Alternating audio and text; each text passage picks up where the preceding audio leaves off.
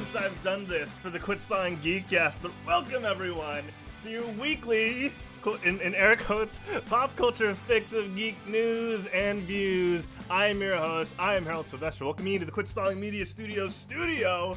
That's right, people, we are back in action and we've got a show for you today. We're talking about WandaVision, and with me today, I'm not alone. I'm never alone in these podcasts because I can't take the isolation unlike some people. Just like the man who's put up his own dojo from the ground up. Ladies and gentlemen, welcome the sensei of humor himself, Derek O'Brien. Konnichiwa, what is up, guys? Coming to you live from the Hex. How are we doing? You look great, Sensei. Do you want me to run that again? Is that okay, Wanda? Want me to read you the line? Hope everybody got the reference. But anyways, what's up, guys? That was classic. Yeah, right. Konnichiwa, what is up?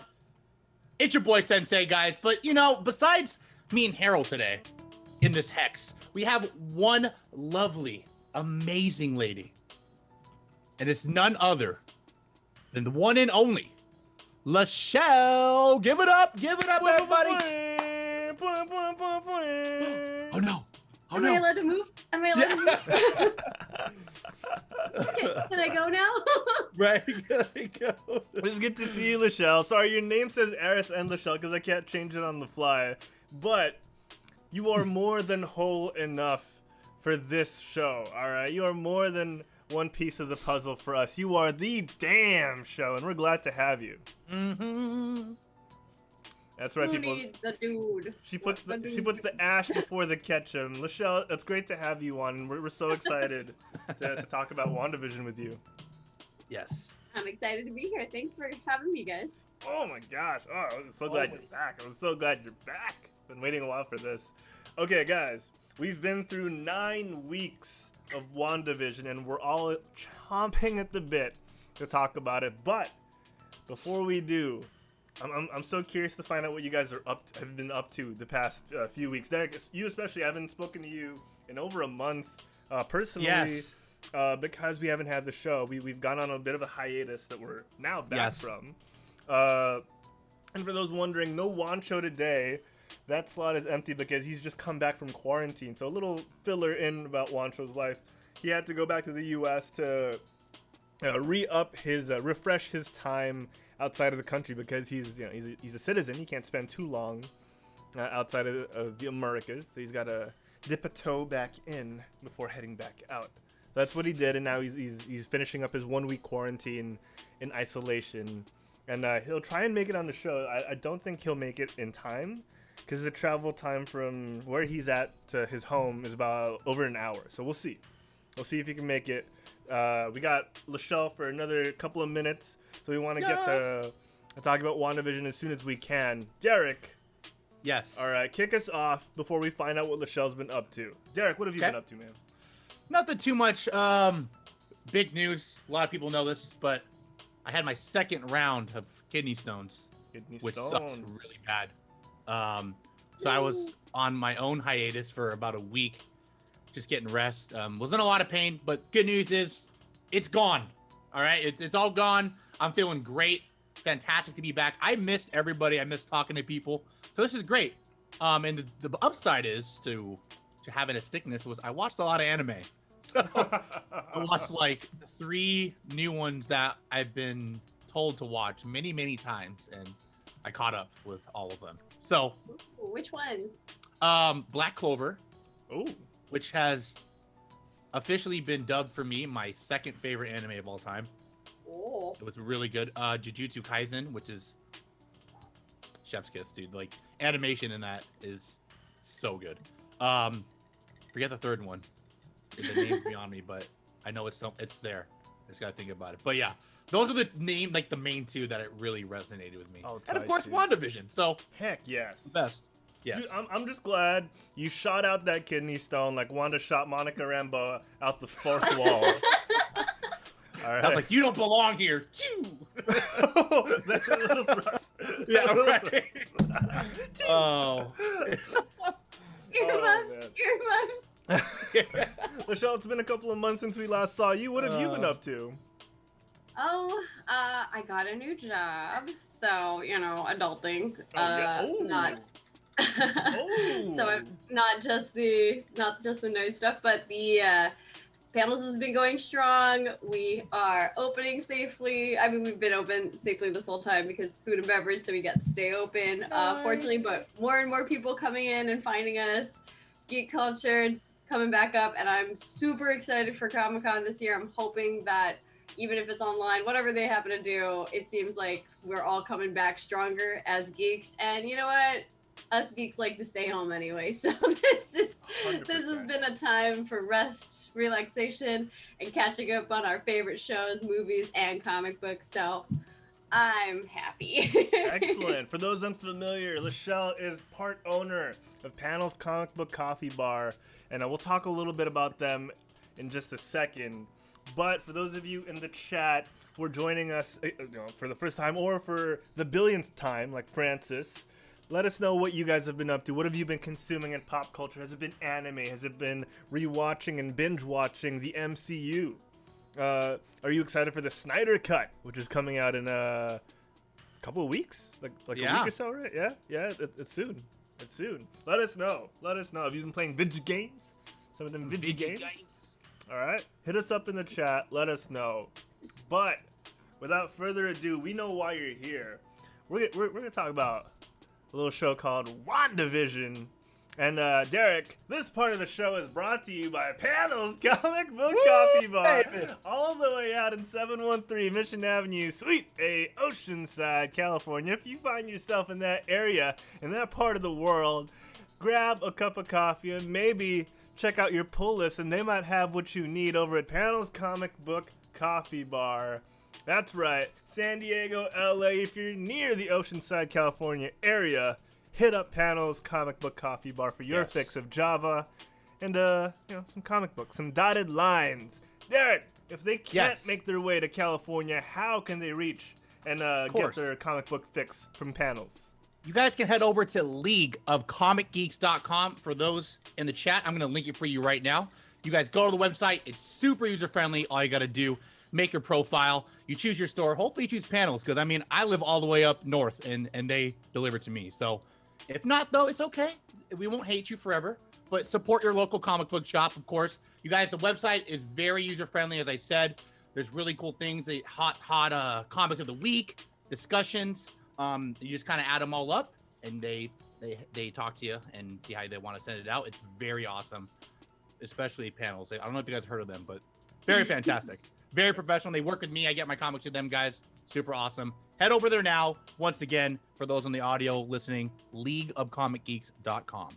And Derek brought up a great point. If you already have a local comic book shop, support them. Keep them going. Yes. It's a trying time, not just for local comic book shops, but the global economy as well. So help out those you can and get a little rewarding experience, entertaining experience along the way, like reading maybe some back issues of your favorite comic book characters, or digging into some missed out series that you were struggling to find when you were in high school, and now they have trade paperbacks of, like Marvel Civil War or Secret Invasion.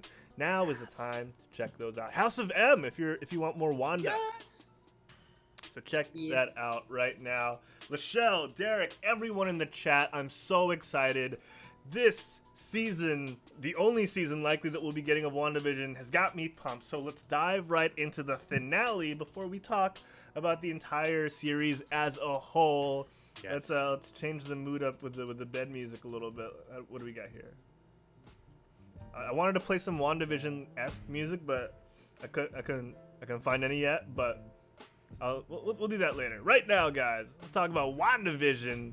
And we've gotten glimpses of Monica, of Vision, of an agent who I refuse to name, a new Vision here and there, and so much more. What have you guys thought? I want to talk about the series as a whole already. That's why I jumped the gun. No, what did you guys think of the series finale? Let's start off with your feelings, your emotions after seeing such a revolutionary series end. can start off, Lachelle. That's fine. No, you. No, you. No, Oh, you want me to start off? Okay. No, well, I'm doing the whole like, no, you. No, you do it. No, you. Yeah. Sure. For me, I was a little tiny bit worried because the last episode before this, I thought there was so much going on, and I was like, I wonder how they're gonna fit this in one episode, right? So I'm like, interesting on how they're gonna do it, and I thought they did it very well. A lot of things, obviously, that didn't happen that a lot of people thought, including myself, was gonna happen, but it didn't. But I feel they did a beautiful job in ending it. I was very entertained the whole time, very on edge of my seat. You know, nothing boring for me. A lot of very Disney cliffhangers. A lot of things like, oh, what's going on there? But I love that. That's, you know, what Disney does, and they did it really well. And I was really happy with how they wrapped it up in the end. So, yeah, I really enjoyed it. How about you, Lachelle? Oh man. For me, the ending didn't really begin until the end credit scene, which I know we're not there yet. Not mid credits, post credits. Yeah. But I agree with Derek. I mean, I was stoked for all the crazy theories as well, but you know, I think Marvel has a way of grounding us pretty quickly, and this kind of happens with a lot of movies, right? We get really excited about all the things they could possibly pull, which is great because that means that they have so much content to pull from, so many storylines that they could go with, so much that they could be introducing, and they gave us one that I thought was satisfactory, you know, like was it like mind-blowing amazing? Not quite, but hey, seeing that costume, her final costume at the end, oh Lord, audible gasp, so juicy. She's so sexy. Getting to see the family pose, that kind of Fantastic Four or Incredibles final pose with the whole family was beautiful.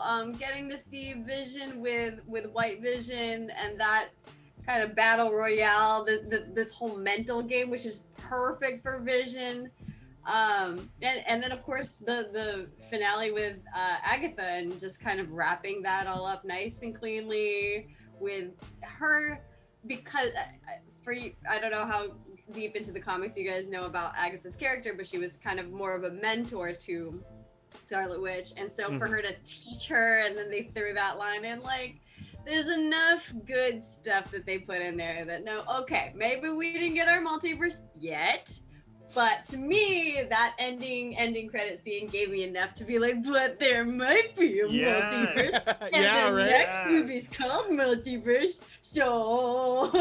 So I want to talk about that real quick, since we're already on it. You know, we've gotten hints to the multiverse as it is. We saw the multiverse in Avengers Endgame. We got a hint of it at the end of Spider-Man Far From Home. And, you know, of course, we already know that Doctor Strange in the Multiverse of Madness is happening. So all these threads, you know, if you ignore the time we've had to spend waiting in quarantine, you know, all these threads were supposed to line up almost right away, right? Far From Home, happened weeks after Endgame. Same with WandaVision, as we just found out a couple of weeks ago. So all these threads, and we know how Marvel works these days, right? They refuse to leave any thread unsewn because you have those fans that look for every little hint in the background. I saw on Reddit the other day, Derek and Lachelle, someone noticed that one of the sorcerers in the background of Doctor Strange that was training with Benedict Cumberbatch's character, Stephen Strange, also showed up in Endgame. And that's how deep these threads go, is Marvel knows now to keep these actors under contract so that they can tie in all these people. So I find that really amazing, and I find that none of this is coincidence. All of this has to be hinting at something, because that's just how they have to work these days. And it's really appreciated. Yeah. I mean, I do agree with you, but I do also want to make a point, because I'm part of several comic book threads where they get super angry when this tiny little Easter egg that they've been following for so long doesn't pay off, and I'm like, but some of it's just Easter eggs. Yes. Like, right. Exactly. No, right. There is a balance. I totally agree with you. Yes. They're really good at giving you the overall, But someone, like, if somebody's like, well, that dress wasn't what she was wearing. She was wearing glasses before. It's like, okay, chill out. So, yeah, you bring up a really good point. Like, they give us all the good stuff that we're looking for, balanced with things that have long-term threads. So if you can look into things, but don't get your expectations too far into the atmosphere, right? Like, because like you mentioned in the pre-show, they do a good job of keeping us grounded and making things work without seeming like it's a stretch. Dude, the line of this whole series is literally Quicksilver's line from Ultron. You didn't see that coming? That's literally what. That's like literally like what? You didn't see that coming, right? Like it literally is everything. Like what? You didn't see that coming? Like like. Wow. Even if it's grounded, you're like, okay, well, I didn't see that. I didn't think they were gonna do that, but all right. Well played. They hit you when you don't expect it, like with that Pietro reveal. And now that we're talking about the Pietro reveal, I'm actually curious as to your guys' thoughts. I know we want to talk about the finale, but I'm so curious now. What do you guys think about the weekly format that they gave us? Oh, sorry, chat's asking if we're in spoiler territory. Yes, this is super duper spoiler territory, DZ. We are not pulling any punches. All right, like we're not pulling anything as strongly as the log that Captain America pulled in half. All right, we're going straight for it. Yes. We're going straight for it. So if you have not seen WandaVision yet, avert your eyes. So what did you guys think about the weekly format? Yeah, I loved it. I loved it. They started with such a interesting concept. They got us hooked with this weekly, and I grew up on a lot of these shows. I grew up watching. I would break time out to watch old reruns with my grandma, and then watch. And this was my Filipino family, fresh off the boat style, coming to America. And when she was watching those with the family to practice English, like I got that. Those are things that hit me personally. So seeing that format, seeing those old timey shows, and how they kind of progressed into more like 70s style. 80s style, The Office, I appreciated it. It gave it longevity. It frustrated me to no end because I'm like, no, it can't end here. But that's the same excitement we used to get. And for something like this where it pays off week after week after week, I'm willing to wait for the good stuff. So, not that I want everything to be like this, but I'm happy WandaVision took that format. I agree. Yeah. It lent itself to the water cooler talk, the digital water cooler talk that's unfolded in the past 2 months. I don't think we definitely wouldn't have had the opportunity, Derek, to be like, is Mephisto going to show up? Like Screen Crush and all those other YouTubers were trying to force down our throats.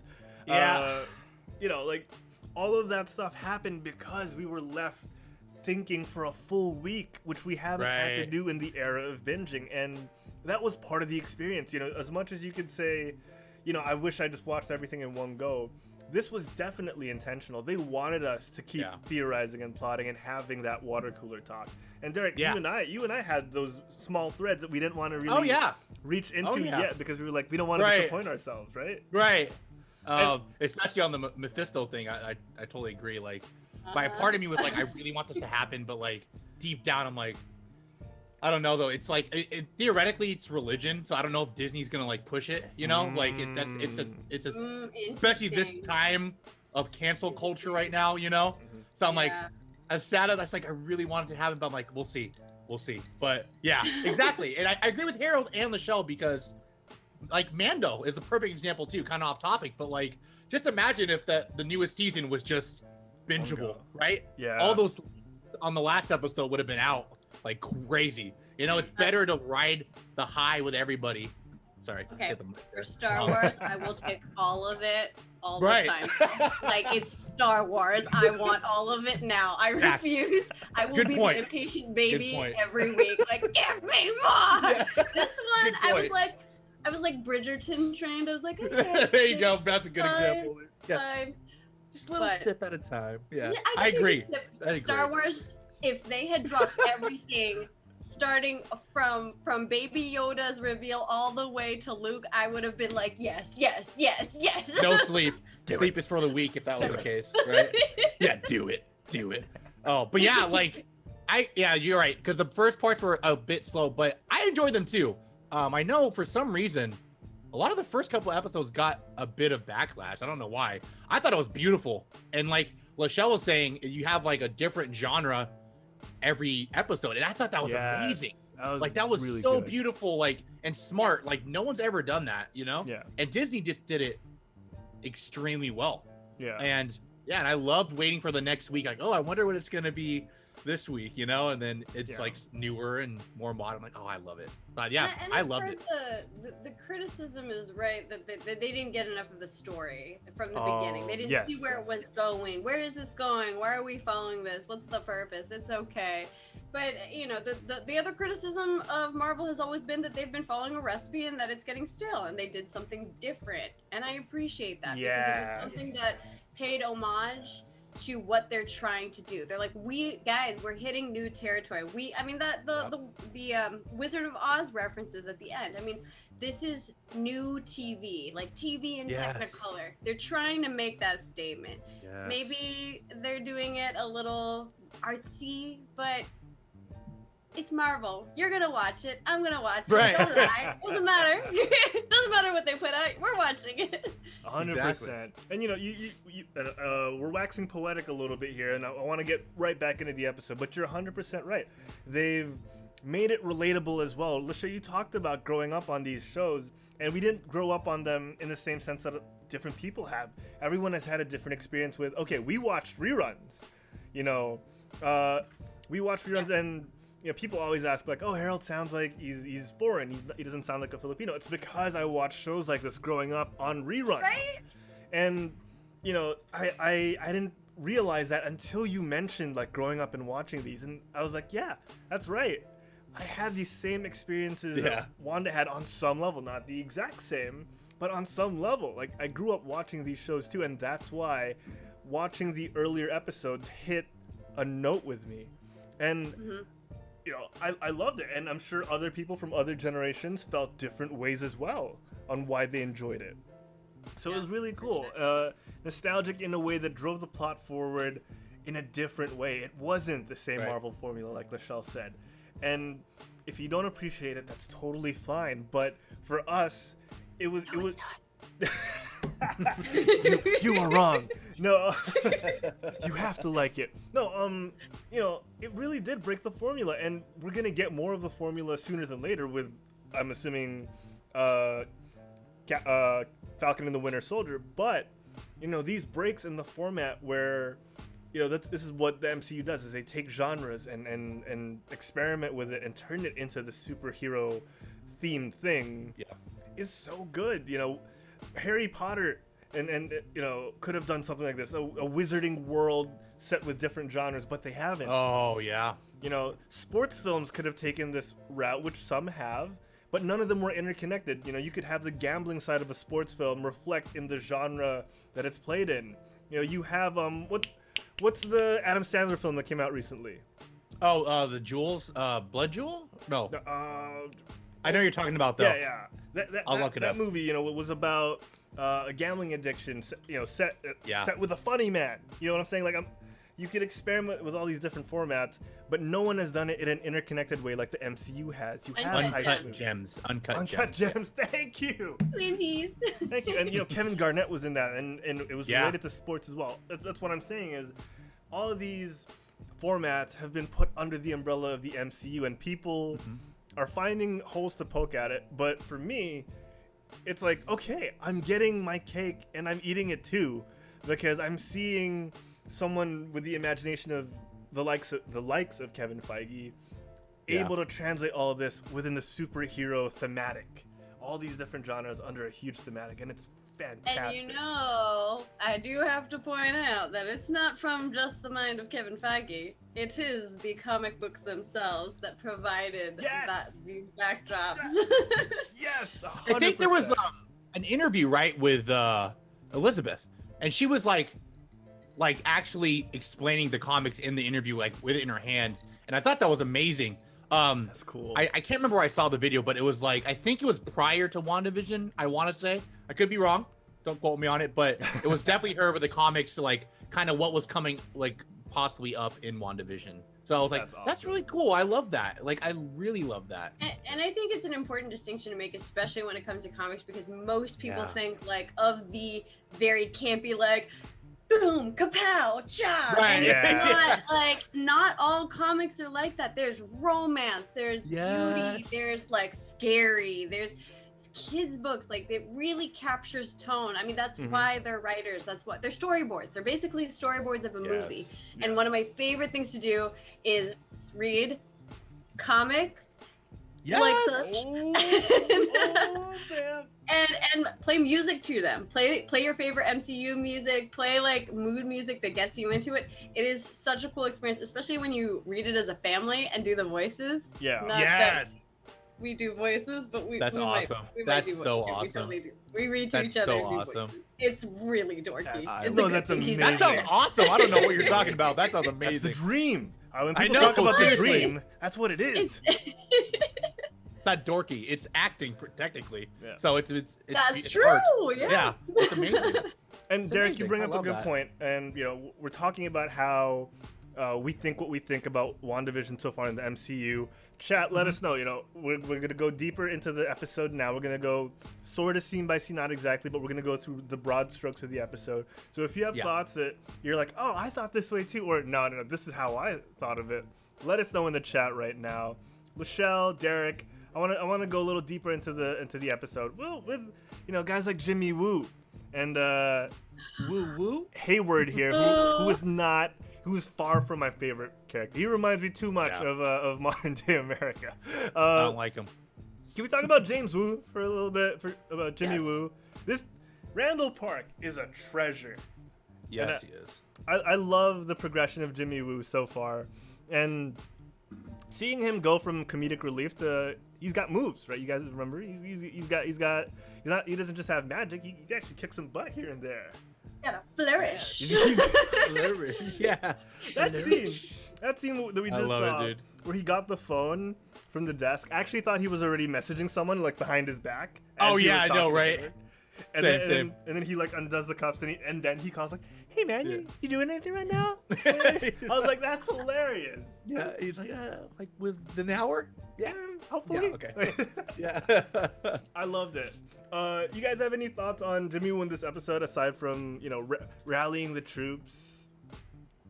Oh yeah, he's amazing. Oh yeah, I mean he's first of all, Jimmy Woo in the okay. So I'm not gonna lie. When I first saw Jimmy Woo in Ant-Man, I was a little upset because Jimmy Woo is he's like badass kung fu fighter to me. Like that's who he kind of reminds me of. Very Ip Man. Like that's very specific. He's more macho in the comics, and he's a very old character. I mean, this guy is coming from the 1950s. Like he's been in the Marvel universe longer than some of the characters that we know and love. Yes. Came from a different side of that, but we don't have to go too deep into the history unless you guys want to.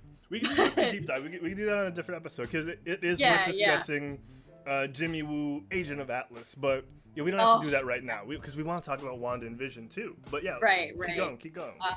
But yeah, I found him a little corny, but to your point, Hark, like he has transitioned into that and bringing kind of that humor with the like badass fighter who's like gonna talk to you also. Does he remind you of like do you guys have like a dad or an uncle that like is Jimmy Woo? Like is someone like that in your family? Do, right? Like who is it? Right. I aspire to be that uncle. Seriously, right? Funkle. It's a Funkle. He's a fun uncle. He's a fun uncle. He's a Funkle, dude. Oh my gosh, Derek. He's a total Funkle. You do have the dad humor. Well done. Damn it. You shall grow to be a good Jimmy Woo. I hope so. That's the dream, right? Oh man. Yeah, I mean, he was great though. I think he was an amazing actor. I don't know. What do you guys think? Dude, I loved him. Like I'm actually, he has a new show. I forget the title, but it's like him and his family kind of moving. And dude, I think it's I want to say it's fresh off the boat. I think it's what it's New called. show, Derek. Where have you been? The series got Is that ended old? already. 6 Okay, I'm seasons. sorry. Yeah. New on Netflix. I'm sorry. Oh, okay. Okay. Yeah. So yeah. I just started watching it and I'm finished it, but it's amazing. Nice. So Nice. it's nice seeing him again, right? When I saw him, I was like, oh, this is awesome. But I kind of got Asian Jim. yeah, it's Asian. It's Asian Jim. You're right. I kind of got pre-blown though before the mind blown, because on our last time we talked about WandaVision, remember I was like searching and it showed Jimmy Woo and Kat Dennings as cast. I'm like, wait, they didn't do an episode with them yet. Yeah. And then I remember you're like, wait, I think that's the next one. I'm like, why would they release that before the episode? But anyways, yes, always lovely to see that. I thought he was hilarious in Ant-Man. And you had those little tidbits, right, of like him doing magic, like, oh, he's been learning because you know. And you know, pulled the obviously, card out of nowhere. Yeah, exactly. Oh, whoa! what the heck, Harold? Okay. I've been practicing it. It's hard with my tiny hands. It's really difficult. Like, what's going on? No, it's like, really difficult, man. I swear, it's really hard. But like, it was amazing. Obviously, you're on his side. You should be, and you really resonate with him. He's trying to do the good thing, like the good cop guy, and trying to figure it out. So yeah, I loved him. Sorry. I just did the trick, and Lachelle saw. It's really hard, dude. I showed my hand. You wooed everybody. And I pulled it out of thin air. It's so hard. You totally wooed me, Harold. Okay, so the progression of James Woo is amazing. You know, I feel like this could, if they continue to build with Randall Park, this could be how they twist the character into, you know, someone badass but relatable. Yeah. Kind of like how Tony Stark is supposed to be this pure arrogant guy in the comics, but they found a way with Robert Downey Jr.'s amazing acting to shift the role just so well into someone that's relatable because of his alcohol addiction and his amazingly, you know, gift of gab mouth.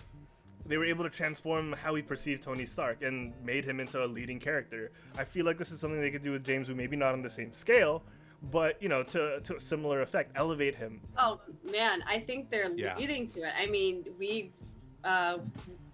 he's the leader of Agents of Atlas, and we have Shang-Chi coming out, so and Shang-Chi is part of the Agents of Atlas. I mean, come on. And then we finally get I'm hoping for like the new Agents of Atlas, the Greg Pak version, and just see what they're gonna do with that. If that isn't on the board, I'm going to riot. It's got to be.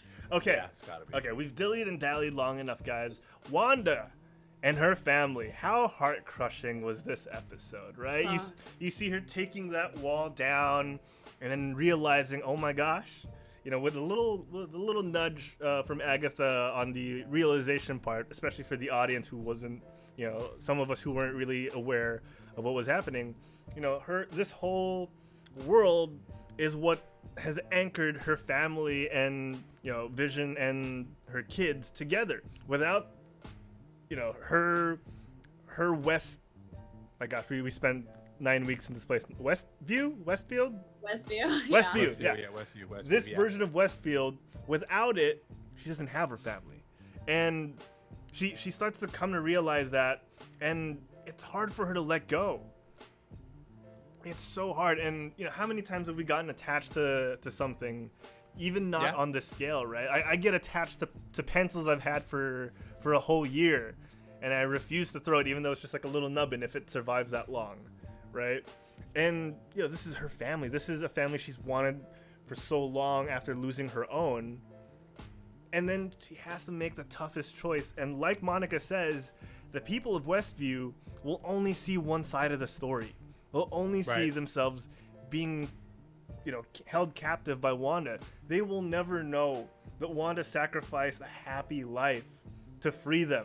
Even though it was her own doing, you know, it still was a choice that on some level she didn't have to make. If she wasn't the good guy, she wouldn't have made that choice. If she was very selfish, she could have fought off, they said she was stronger than the Sorcerer Supreme. She could have fought off for decades to keep her family, but no. You know, she's like, I'm gonna fight you on that one, actually. Oh, go for it, go for it. I'm gonna fight you on that one because I think that we're finally getting a more anti-hero character, which I'm here for. Like, I know they tried to spin it in the Happy Marvel way at the end, but like the fact of the matter is you get this scene that they deliberately put there where this girl's like, can I please see my baby? Like, can you please let her out? Like, oh, Wanda, like you locked a child like in a closet somewhere. I love that they put the depression in there. I love that they made the character relatable, but she's definitely now more of an anti-hero, especially with, and I'm sure we'll get to it soon, like the after or post credit scene. Like that's where they're going, I think, more with it, is it's kind of okay that she is a villain. Like she's more of a villain now. And and when you watch Age of Ultron, you already kind of see that lining up. Like it's not out of the realm. Yeah, she helped out with a couple missions, but every single time at the end of Age of Ultron, she lets Ultron basically win because her brother dies. Like she feels her brother's death and she pieces out and she stops protecting the thing so that she can go kill him. You know? And that's kind of where she's doing the opposite here, where instead of piecing out, she's actually breaking apart everything and fixing it. But every single time she has lost somebody, she's acted selfishly. And so this is the culmination, to me, of the anti-hero story really, really hitting a head. Yeah, I agree. You know, these are, in my opinion, it's not necessarily exclusive from each other. These are two sides of the same story, right? You know, she can act heroic and not like the consequences of her actions. She can do it, but she doesn't like it. She can look for ways, like we may have seen in the end, to bring things back. Again, very selfish, without maybe affecting, you know, more than one or two people. She's trying to be happy because that, in the end, you know, that's what everyone wants to do. But she knows that it's not that simple. What did you guys think about the vision here? I anyone else, I feel, or any other setting where you have a discussion about, what was the boat's name? Theseus? The boat of Theseus? Inside the museum? Ship of Theseus, The ship of Theseus.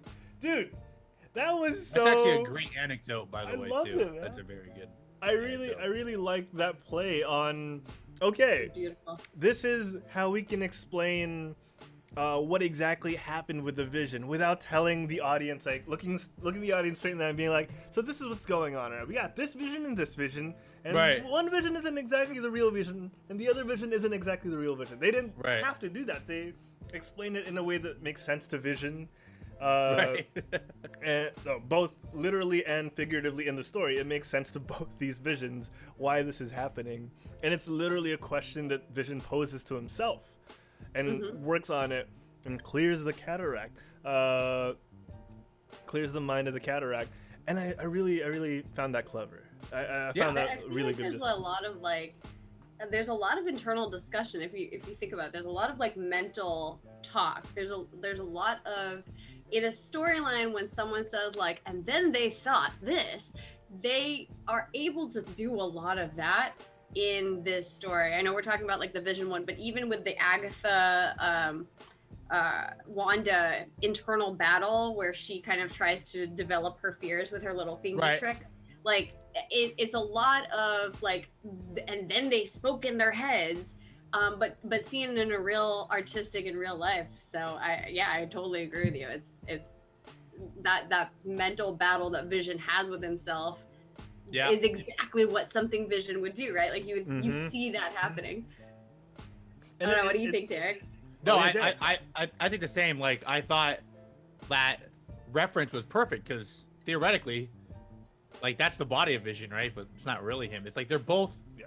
Oh, technically, I guess the story is they both are the true Vision, right? But like, so I love that for the fact too that, you know, it just, like Disney, I was saying in the beginning, what they do, that Vision just said, "I'm Vision. See ya. I'm out." So like all right. Well, at first, I did watch this twice. At first, I thought that Vision that left was the one that came out, and I was like, oh, this is actually like he remembers like Wanda now, so he's gonna. But I guess he went to go find his self, or I don't know where he went, but I thought that was pretty cool. I love how, I think that was the main question too. Like at the end of this, what's gonna happen with Vision here? Because this guy's obviously not the real one, but they reintroduced the robot Vision, right? So I mean, in the comics, he doesn't. He's Vision in memory, but he's not the Vision that fell in love. And in the comics, that causes a rift between him and Wanda because she's like, you don't love me. Like, right? Yeah. So he went to go find answers. Obviously, that's what I'm thinking. Went to go find something. So that's going to be interesting to see how they tie that into everything else later, which I'm sure they will. But yeah, man, that was a beautiful scene. Yeah, I love that. I really enjoyed it, and I love how they do it in a way that isn't dumbed down for the audience in a way that makes you feel like, okay, they're mansplaining it to me. It feels like an intelligent discussion that I understand, right? Like, okay, I'm on board with this. I'm smart enough to get that, these guys are the real Vision. Wood. Yeah. You see him, replacing, Bro, I'm smart. I know about the ship of pieces. That's what I'm saying, right? Like, they explain it well that you don't feel talked down to, and that's hard. That's not the easiest task. Like when you watch when you read a piece of information and they describe it in a conversational way versus a technical way, but you still feel like, okay, I learned, instead of, okay, I'm just reading I'm just reading the brochure, right? It feels very different. So DC. Sorry. Oh God.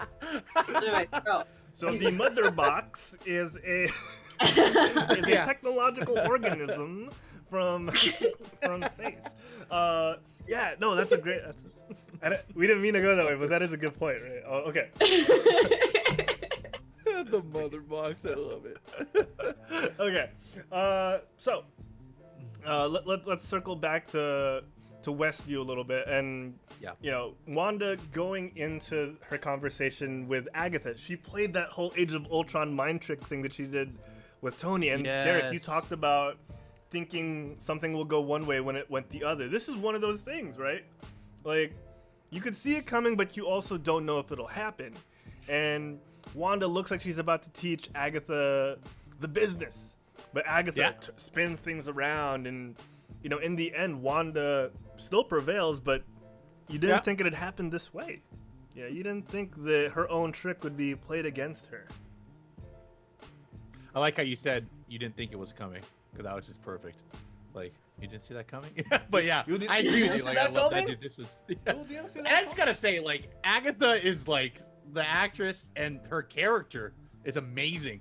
Biggest troll. Like, I thought it was justice when she was like, that accent really comes and goes, doesn't it? I was like, yes, it definitely does. And she said it. I think everybody knows that. But like, Disney was smart. I like what they did with the kids, like trying to learn English. So, it would make sense that like, because obviously everyone has said it, like, for some reason, when she joins the Avengers, she's flawless, right? But like, it comes and goes. But I love that. But aside from that, so can I talk about that real quick? Yeah. As someone who's grown up around two different, not two different types of people, people who have learned English as a second language. I get it, dude. I get the shifting back and forth between accents. I do too. I agree. I agree. Yeah. But it's because we don't see it portrayed in media enough, it seems foreign. But if you grew up around people who, let's say, migrated from a non-English speaking country to one that is English speaking, people's accents shift, especially based on who they're talking to. Yes. That's the key thing. Key thing is who you're talking to and what scene you're in. You will shift accents. The only criticism I have with that for her is that when she shifts, like if I'm talking to you and I'm like talking more in Tagalog, kung nasapin natin, like then my, slowly you start dropping certain letters. particularly R. Like if I'm talking to my business partners and I'm R-ing my R, real R, and that is the one thing that I like that she's capturing the essence, but I'm like, okay, you gotta stick to it a little bit more. Committing to which side, because we do too. Every time we talk, like if we're talking to like, you know, an auntie that we're trying to really soup up, like we're committing to that side. But then when we're talking to each other, it's like, okay, we can do whatever. Totally no nosebleed, you know. But we're talking about Agatha, right? Catherine Hahn. Derek, you pointed out, fantastic performance from her all throughout the season. Oh yeah. My only note for this ending was she kind of went cartoony villain, which I'm assuming was on purpose. You know, they didn't want to make it too dark. I really thought there would be more layers, but they gave us those layers at the start, and then they kind of eased her out of it, which is, I think, in my opinion, for something that the MCU is trying to achieve, serves the purpose. You know, do I want more depth and little darkness? Yes, but I also don't have a problem with where her character ended, and in the end it's still really dark where she went, where Wanda, like you said, in true anti-hero form, just keeps her in her pocket for the rest of her life. That's messed up. Dude, that's pretty messed up. Well, see, I like how you mentioned that, how she wait. Oh damn! Wait, we just got followed by Agatha Harkness on Twitch. It was chatting on everything. Yeah, it was Agatha all over. Oh my I was like, wait, dude. Anyways, like, so like, speaking of that, kind of going on the ending, kind of go stretched here, but I think it's good because I actually think later she's gonna play a better role. Like, I think that. Because, at the end, we haven't seen Mordo in forever, right? Yes. And his whole thing is taking power from those who don't deserve it. He wants to defeat those sorcerers that don't deserve it, which is also her MO, So maybe later down the line, he'll find her and be like, hey, girl, we trying to do the same thing. So what you say, I snap you out of that. And that'd be kind of cool. Or he kills kind of futuristic thinking, right? Yeah, like Strange is Mordo, and you have Agatha as Scarlet, and they're literally having a movie together, Strange and Scarlet, so it kind of would make sense. But yeah, I agree with you, but very happy that they didn't like kill her off, because I loved her character, and I think if they do reintroduce her, it'd be amazing, because I feel like she had such a rich character in the series, and I loved it. Did any of you guys think sorry. Oh, I'm so sorry. No, please. I think you make a really good point that I didn't even think of. I think that was where the ending falls weak, and honestly, the same pattern with Age of Ultron. Like when you have a weak villain, that's when the movie is a bit weaker. When you have there's certain Iron Mans that we don't like talking about because of how bad the villains are. So I think that's where Disney kind of is a little weaker. Not bad, not Batman v Superman bad, not Suicide Squad bad, but that's where they're weaker, right? Is when they don't have such a strong villain. And with her, we expected this complexity. We expected this kind of teacher / pseudo villain person, and she was like, "No, you're just a villain who wants to steal my powers." It's like, or couldn't she have been like, well, I'm a villain who's threatened by your existence in the world, and I want to use your powers for like pseudo good, helping another universe, maybe? Oh, okay. Like that would have been more interesting, Yeah, definitely. So, I get that, and maybe we'll still get that along the way. Kind of like how we never got closure for Wanda in the past, but down the line we ended up getting it through this series. She dealt with her grief through 9 episodes, and we got to ride along with her. Did anyone else think Agatha would turn old when Scarlet Witch was sucking the power out of her? Like, because they were both floating down. Oh, right. Yeah, they were both floating down at one point, and I was like, around this scene, I thought like when Agatha would look up at her, like, I thought that Wanda would have like drained so much that Agatha's hair would have turned white. But that might have just been me. You could think of it this way, right? Like, she took like if it's like a youth thing, right? Because obviously she's a witch, she's older. She took all that life force out of all those other witches, so maybe that the fact that Scarlet just took her power, I don't know. Maybe the age effect or something. That was just like a thought that I had. Like, that right? No, that makes sense though. Cool, Hark. I mean, I know the white hair thing. Agatha. That'd be cool. Oh. Yeah. Why do you have to write a better movie? Stop. See, that's something I love about being able to do this is we get to verbally, agree on certain things that could this would have been a cool twist. This would have been a cool twist. Right. Without any great consequence. But yes, so overall, this whole episode was really strong for me. Even the one-liner that we got from Darcy in this episode, which I feel like she deserved a little more, but I know she might be involved. Yeah, I know she might be involved in more MCU stuff in the future. She got a really cool one-liner, which was, hope you enjoy prison. I thought that was really neat for her to just like ram Hayward. I guess he gets stuck in the car, and then she disappears because they're like, oh, because she's Darcy. Yeah, I really enjoyed that. I think they managed to tie up a lot of the loose ends fairly well. It does leave you wanting more, but I think the biggest there are two things that I want to know more about. One, Jimmy Woo talked about his what's that called? He had a person in witness protection, right? Yeah. Which turns out to be Ralph. Ralph Boner. Is it Ralph? Say it. Oh, Ralph Boner. No, so we assume it's Ralph Boner because Monica finds a really well done, but it was definitely a candid headshot of Mr. Boner. Similar to how you'd have like a detective taking a shot with a really huge lens from a distance, and it has his name. It literally says Ralph Boner, and kind of like those CIA files that they would have for witness protection and all of that. So, assuming it was him,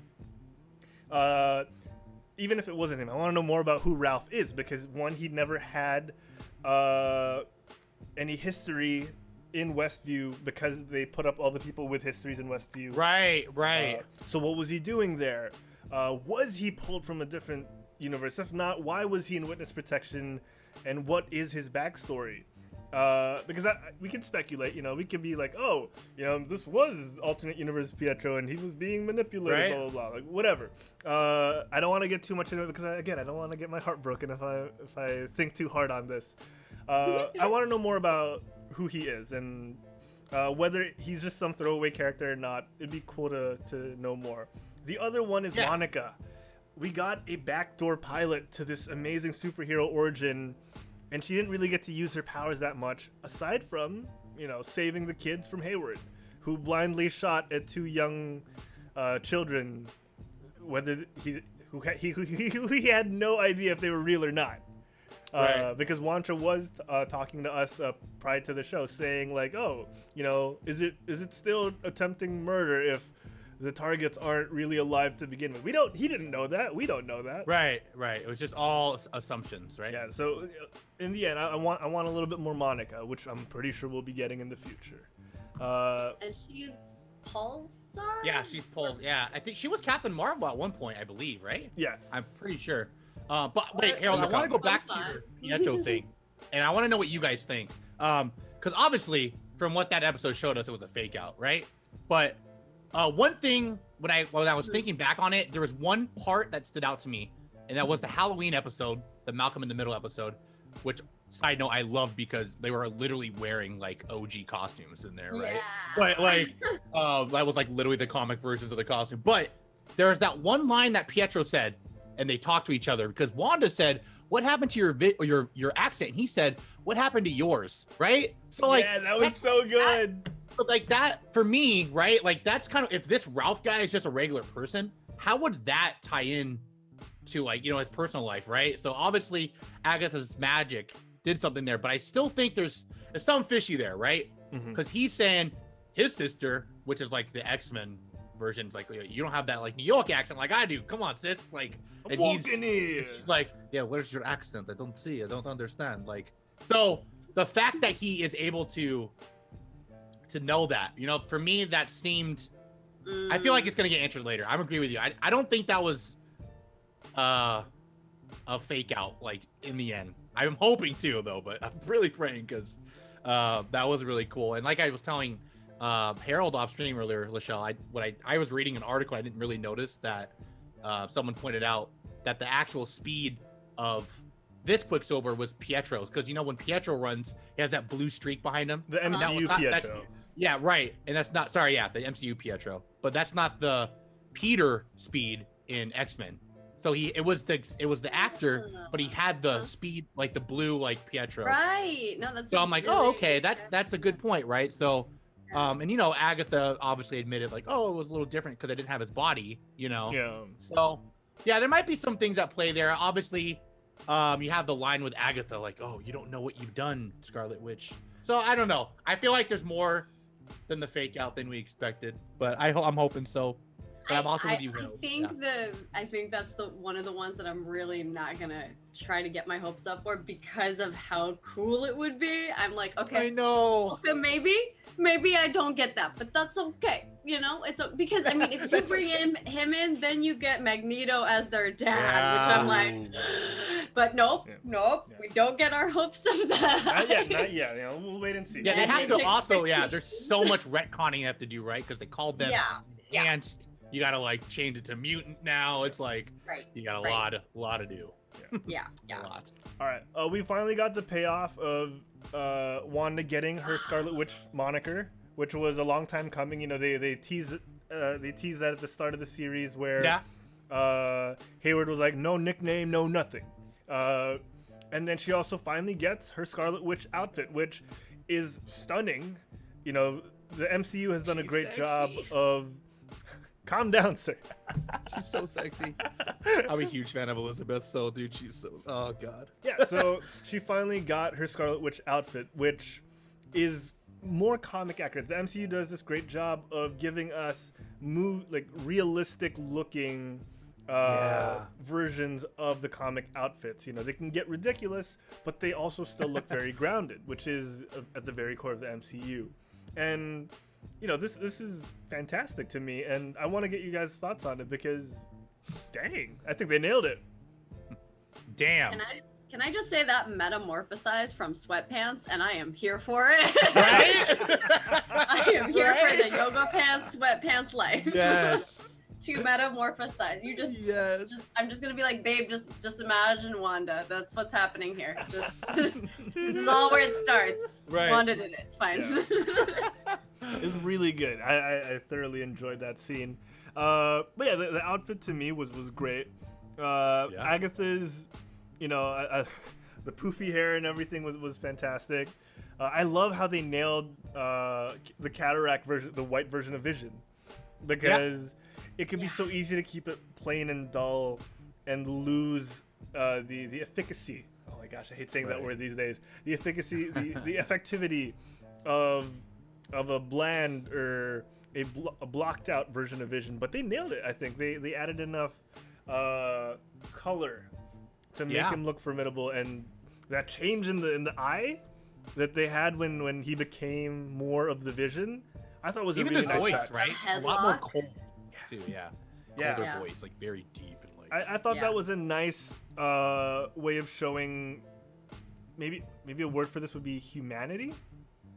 Like right, like he goes from a super cold robot, which you know he was, I guess, to, you know, the eye transition really did a lot. It's like adding that little detail to a drawing makes it look that much more real, and I think that's what we got here.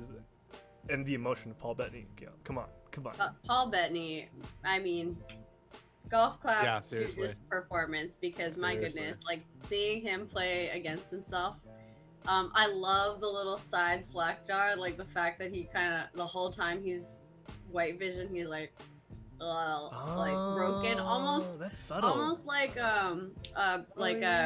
not Superman, but the broken copy Zara? version of Superman, kind of like this just broken copy, right? Yeah, but Bizarro with Vision. Now all the memories. Yeah, exactly. Yeah, so cold and just.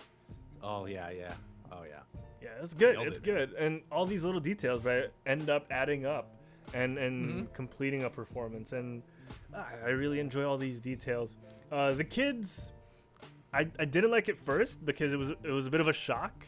And when I say at first, I mean the first few seconds, right? Because they were babies at first, and like it was really hard for me to digest it first. And then they had that Malcolm in the Middle intro, and you got to know more about them, and it was really cool. I really hope they make a comeback. If not these actors, it'd be sad. But you know, when the grown up Wiccan and what's his face, the lesser known brother, Speed. Dude, they were literally wearing the outfits too in the episode of the Halloween. That was literally their outfits. How like adorable! I was like, okay, it's so good. It's so good. These kids are amazing. Okay, I know. I think we have to talk about the mid-credits scene and then the post-credits scene now. Okay, I'm here for it. Yes. Okay. I've been waiting. All right, let's do this. Before we wrap up with the emotional finale and our ratings on things, I wanna talk about the mid-credits scene. Let's go. Yeah. Here. Let me bring it up on screen. Here we go. All right. I know it sneaks up on you. Yeah. So what did you guys think about this? I can go for it. I mean, obviously, I was shocked. I didn't think they were gonna do this. Like, I really thought maybe they were setting up Monica for possibly the next Captain Marvel movie or something coming up, right? But actually seeing a scene and you see the detective turn into a Skrull, you're like, whoa. I actually, to be honest, when she said you're being asked in the theater, I literally thought Samuel L. Jackson was gonna be right there as Nick Fury. But like, yeah. I mean, I was like, that'd have been sick. But I mean, they kind of referenced him here, right? Like, he wants to see you. I'm like, okay, I see what they. Yeah. I see that. I like it. I think it's more of a, and it causes people, right, who are not too familiar with the MCU, like, oh, what's this? What's going on, right? So that's what I also love about it. It also raises a lot of questions, makes you dive into things that you might have thought you never would have gone into. Yeah, I liked it. I thought it was a good part. I definitely didn't see it coming. So, how about you, Lachelle? Yeah. I won't lie, I was a little bit more lackluster on it. I'm like, of course she's going to space. Where else is she gonna go? I mean, come on. Right? Part of me thought that when she'd ask like, oh, who called me? I thought the lights were gonna go on in the theater, then he'd be in the background just like sitting. Yeah, It would have right. been the right thing to do. He's like up in the theater box, dude, like shining it. Oh god, he's like petting the cat, right? Like from what was the cat's name? From Marvel? I forgot. Yeah. Oh man. Oh yeah. Oh, man. I do wish it was a little more. I was a little less exciting than the post for me. Yeah, if that was the last thing, I would have sucked. But like, good thing there was another one. Oh man. Okay, so now that we're talking about the post, all right, we're on the post now. For those of you who didn't know, there was an additional scene after the main credits, before they went into the voiceover credits, because they have those separate. They usually have the names of the people who the language was localized for in different, Spanish and Portuguese and all that, show up at the very end. So now we get into a scene up north, very Logan-like, in a remote, cold area. And we see Lizzie Olsen. Oh, sorry. We see Wanda Maximoff. We still don't. They still haven't said her last name, or have they said her last name? They have, right? I'm pretty sure they have. Yeah. The Maximoff twins. Yeah. Okay. They probably. Okay, so we see Wanda Maximoff here. Innocently going through her very wooden. Is that on purpose? It's all wood. Wooden house. Until we get into her bedroom, and the bit of a Doctor Strange music plays, and we see the Scarlet Witch. She's astral projecting, reading what is definitely the Darkhold from earlier. Right. And she hears the voices of little Billy and Jimmy Bob. No, what's his name? Billy and Billy Bob. Tommy. Sorry, there. Yeah. Billy and Tommy. And Yeah, and Bimo in the chat brings up, it looks like she's almost at the end of the book. When she hears the voices of the kids. No hexagons in sight, though, Derek. That was an interesting note for me. Oh. It was very mystical. What's the name of Doctor Strange's, where he went to learn? Oh, I was gonna say Kunlun. That's not Kunlun. Yeah, I know, right? I almost said it too. I actually almost said it. It's the name like that though. But here, since you're looking that up, I don't know how much time has passed on this scene, but I thought it was crazy. Remember how long it took Doctor Strange to actually master this? She's just doing it like crazy, you know? Yeah, she's like, been that's forged insane. Yeah. So there. Kamar Taj. And she's doing it while she's walking. Yeah, exactly. Yeah. So and there's two of her, right? And this, I know people on YouTube are probably going nuts, being like, "See, I told you. You know, it's two different. The Scarlet Witch and Wanda are two different people." But we don't know that yet. But this is very interesting, right? We've seen Doctor Strange do this, where part of him is studying and the rest of him is sleeping. So it just shows how powerful she is, that she doesn't have to sleep. She doesn't have to rest. She's just going at it. And like Agatha talked about in the previous scenes, the Scarlet Witch is forged, not born. These are powers that weren't fully innate to her. So it raises the question even further, like, where is this leading? I got to know. And Lachelle, I know you have she more said thoughts too, though, right? When she left, she was like, "I'm gonna learn this power." So that was cool. Right. Yeah. Lachelle, what did you think when we saw this scene unfold before our very eyes? There's so much. There's so many different ways they can take it. I when we first watched it, Eris and I looked at each other and were like, "Wait, what is she doing? What's happening?" And it did take, the help of the internets and other YouTubes to be like, okay, no, she's definitely astral projecting. Mm-hmm. Right. And she's definitely reading this book, and she definitely heard her kids. Could it be a multiverse thing, considering she's showing up in the next one? Like, maybe that's her journey, is she still hasn't gotten over her kids. I mean, Wanda, if there's something that Wanda does, is when she lost her brother, she goes and she depends on someone else. So, like, she had Vision. She lost Vision, she creates new Vision. And we already kind of know that there is a version of Vision out there, so maybe that's the person she's like, but she tends to replace them with someone else in her life, something else in her life. So I feel like, is she replacing them with herself, as in this other, the Scarlet Witch? Is that the person she's replacing all the loss that she had with? Or is she becoming that and trying to find a replacement for her kids, as in like finding the souls of her kids in the multiverse? There's so much that, I think that's what's so great about this scene, is there's so much left up to interpretation. They aren't giving you easy answers, but it's just really cool seeing her in the scene and just the implication of possibilities. And they've gotten really good at these cutscenes, because some of those old ones are terrible, but these ones are really giving you enough juice to think about. And I appreciate it. It's doing what a cutscene should do. Exactly. You can see too. She has there's definitely, she's doing something. There's like symbols that almost seems like around her, right? Like even in that picture, you can see there's like these little orbs, and they look like it's something she's doing. Yeah, it's very Kamar Taj, right? It's very what we see Doctor Strange play with in Kamar Taj, and it's very mystical. And they wouldn't have dropped that Sorcerer Supreme hint without reason. This isn't one of those types of Easter eggs. So yeah, I'm so excited to see where this unfolds, because we've seen a version of the Darkhold in what people are assuming now is an alternate universe Agents of S.H.I.E.L.D. Timeline, and it's interesting how much power this thing has, and it's all tied into all those books that you see in the background when Strange is going through that library in Kamar Taj. So I want to know where this goes. Oh, dude, speaking of that, go ahead, Lachelle. Go ahead.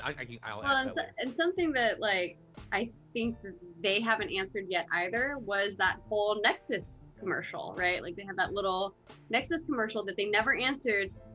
Could this possibly be a continuation of that? Are they hinting that she is a Nexus among many multiverses, and she can hear through the multiverses after gaining this knowledge? perhaps seeing her sons, much in the same way that we saw with Spider-Man into the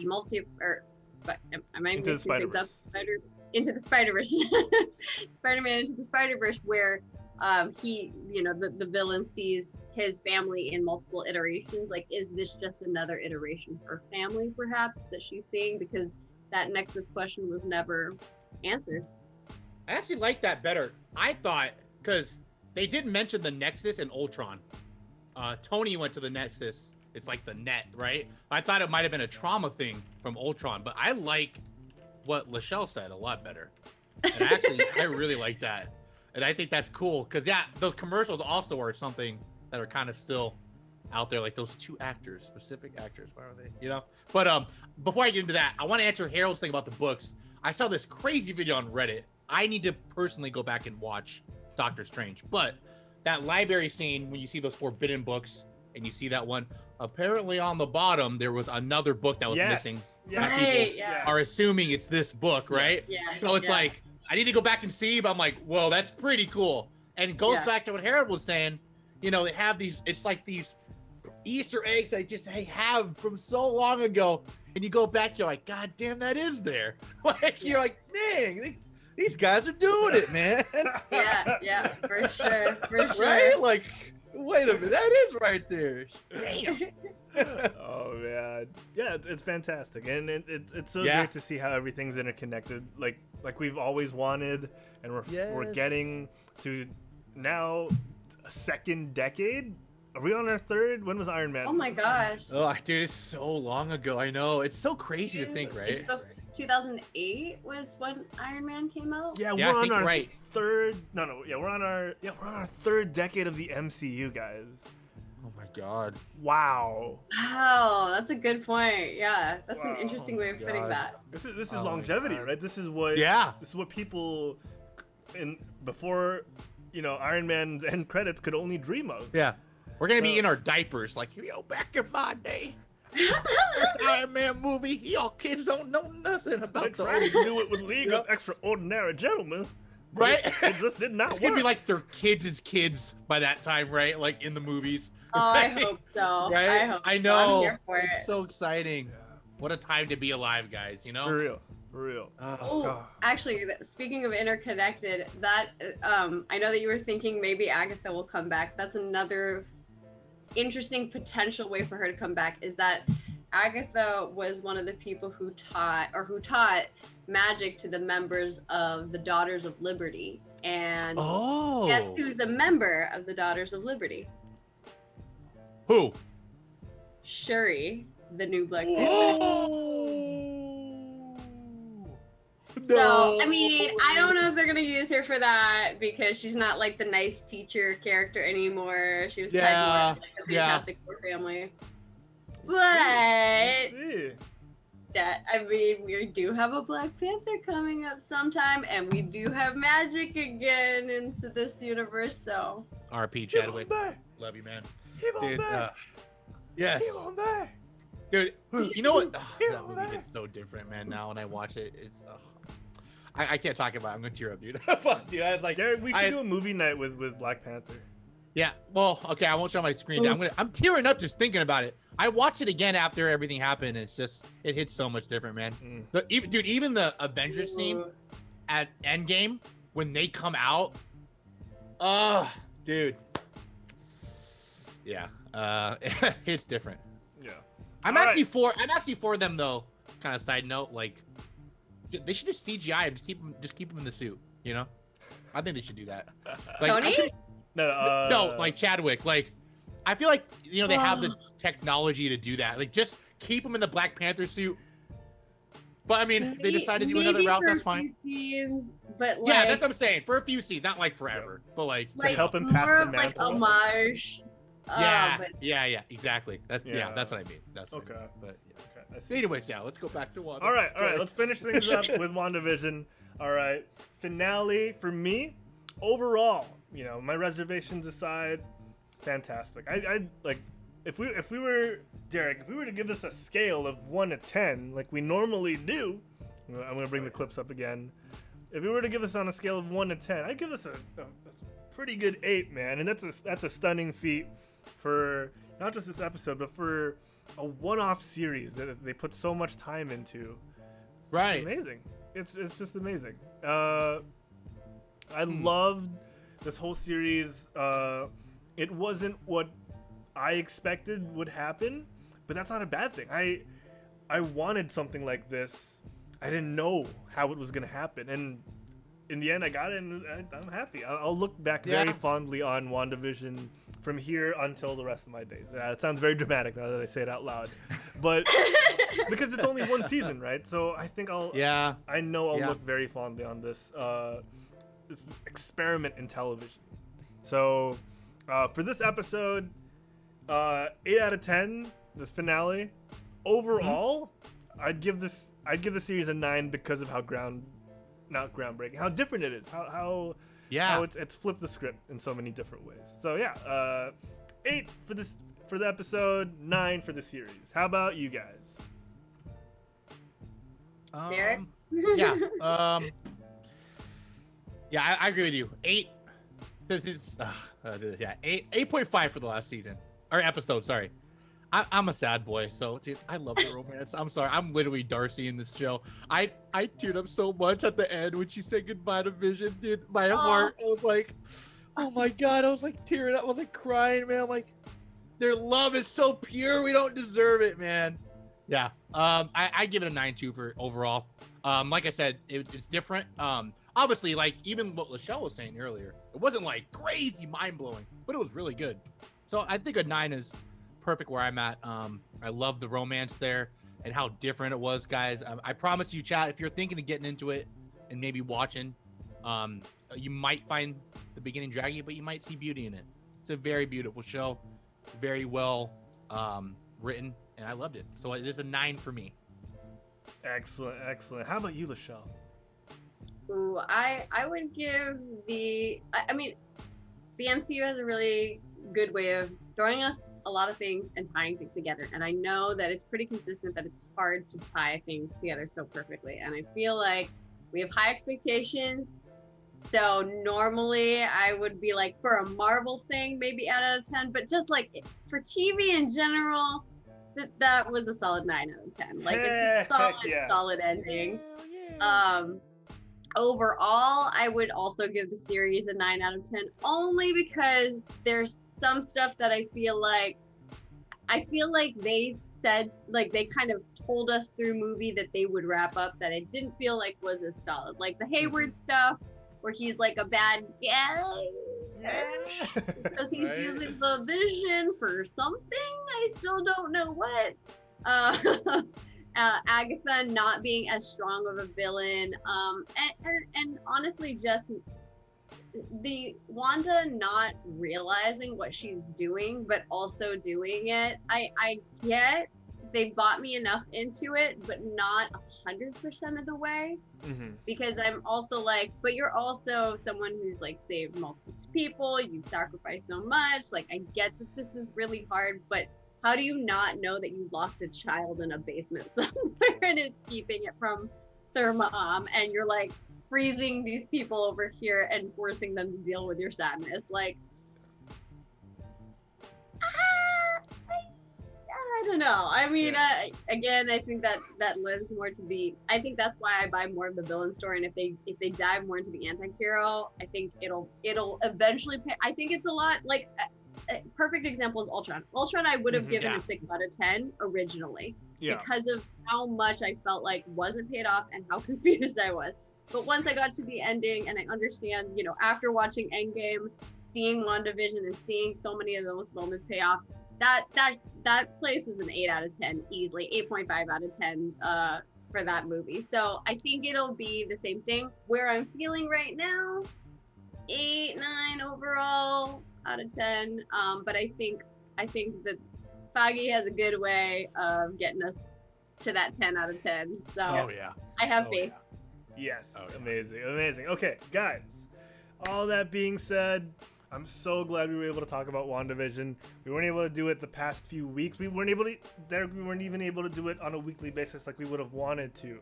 But I think that just made this recap extra special for me.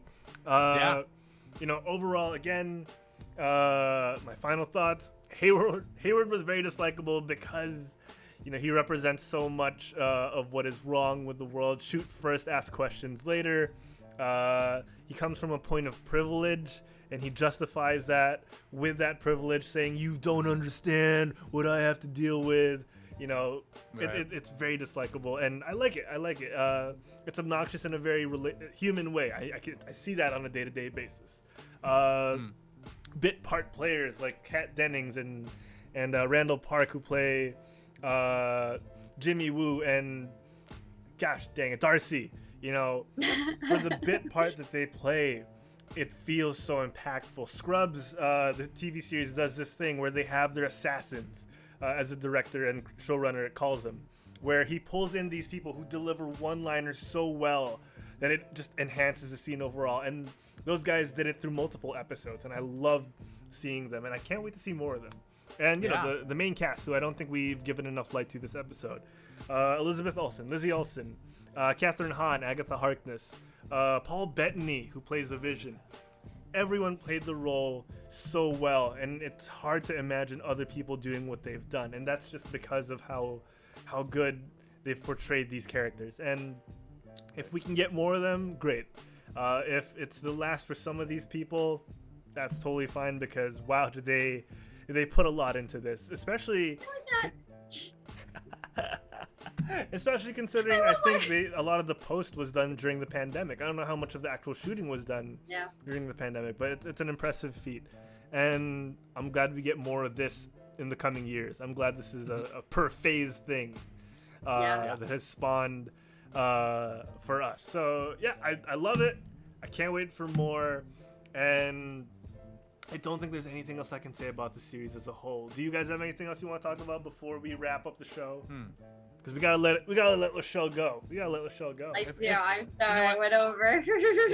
if I have one thing to say, it's what is grief if not love persevering, right? Yes. Best line of the show.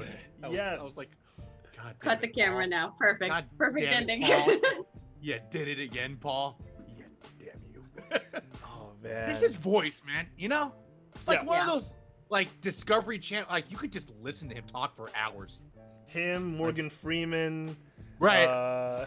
Neil deGrasse Tyson. Yeah, I get you. Yeah. All right. Well, let's wrap things up, guys. It's been an amazing episode, just like it is, Derek. Whenever Lachelle is on. Of course. Hell yeah. Eris who? We got Lachelle on the show, people. Hell yeah. Hopefully we do get to see Eris one of these episodes. I want to recap so much with him and get his thoughts on so many different things. But Lachelle, thank you for gracing us with your presence. Where can people at home find you when you're not on the Quit Stalling Geekcast? They can find me at Panels Coffee. I help manage that account, along with on Twitch. I'm Laweeb, and I do want to give a shout out to a partner that we've had, Baka Juice. T-shirts available. They have sweatshirts, T-shirts, and they've got such cool anime stuff, perfect for now. And they're doing custom work. So if you're looking for some cool WandaVision family type photo that you want in that style, or some cool anime stuff, because there are so many good animes coming out that'll be watching. Yes. Hit them up. Baka Juice on Instagram and wherever you find your social media. Amazing. Derek, before I ask you where people can find you, I just noticed, I saw this earlier, but I just remembered to mention this. BMO in the chat was saying, imagine the Westview residents that came out of the blip just to end up trapped in the hex right after. Oh my god, that is terrible. Just well, crap. Just right. Oh my god. Oh god. That's ridiculous. Okay, Derek, where can everyone at home find you when you're not on the Quit Stalling Geekcast? You guys can find me at Sensei Humor. I've been streaming pretty much every day, so you guys catch me there. I've been streaming Valheim in the mornings and Phasmophobia at night as usual. Chat likes to scare me, and if you're lucky and I get a raid, you'll see me twerk, so. Yeah, so you can find me there. But of course, where can we find our lovely host, Herald the Beautiful? One more time for the folks at home. Y'all can. Oh! Oh no! I'll cut the clip in of me doing it. Yeah, earlier. right. Just re-edit it later. That was the James Wu of Ant-Man. That was the James Wu of Ant-Man doing it. That earlier was James Wu of WandaVision. Y'all can find me at Herald Plays on Twitter and on Instagram. For the people just listening to the audio version of the podcast, I tried to do the card trick again, like I did earlier, and it didn't go so well this time. Just cut it there and switch. Yeah, I'll switch it. I'll switch it up. You can also find more Quit Stalling on Facebook and Twitter at Quit Stalling Us. And you can find our other content on YouTube, youtube.com/quitstalling. And of course, if you follow us here on Twitch, twitch.tv/quitstalling, you see us go live weekly with GameBite and the Quitstalling Geekcast. And sometimes when I play World of Warcraft, and really soon, hopefully, we can get Derek playing some of his shenanigans here on the channel from time to time as well. You can find our other good stuff on Instagram at Quit Stalling. Check us out there. We don't have a TikTok yet. Oh, well, we do, but we haven't really used it yet. So, just keep your eyes peeled for that. Find the Quit Stalling Geekcast and GameBite on your podcatchers. Spotify, Apple Podcasts, and so much more. Just type in the Quit Stalling Geekcast or GameBite with a Y, GameByte. We go live Wednesday nights here in the middle of 9:30 p.m. on twitch.tv/quitstalling. That's it from me, for Lachelle, and for Derek. We'll see you guys next week. Same bat time, same WandaVision channel. Derek, any final words for the folks at home? Any final words? You know what? I'm just going to repeat that line because it's so good, guys. Instead of getting off your butt and quit stalling, what is grief if not love persevering? What is it? We don't know, but we'll see you guys next time. Yes. Bye, everybody. Bye.